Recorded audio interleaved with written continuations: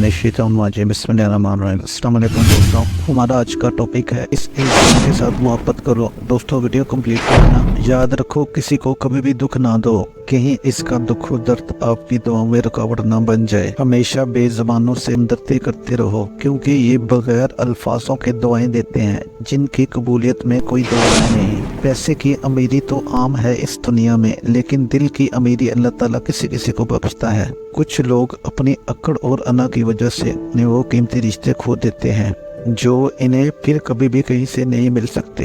हमेशा याद रखो, वक्त अच्छा हो या बुरा, अल्लाह ताला कभी भी आपका साथ नहीं छोड़ता है। रिश्तों का ना होना इतना तकलीफ दे नहीं होता जितना कि रिश्तों के होते हुए एहसास का मर जाने पर होता है। कभी भी ना भूलने वाली बात, हमेशा सब्र का दामन पकड़े रखो, क्योंकि तुम्हारा सब्र तुम्हारी दुआओं की कबूलियत और कामयाबी का जरिया बनता है। कुछ रिश्ते किराए के मकान की तरह होते हैं, इन्हें जितना मर्जी सजा लो, चमका लो, देखभाल कर लो, कभी भी अपने नहीं बनते।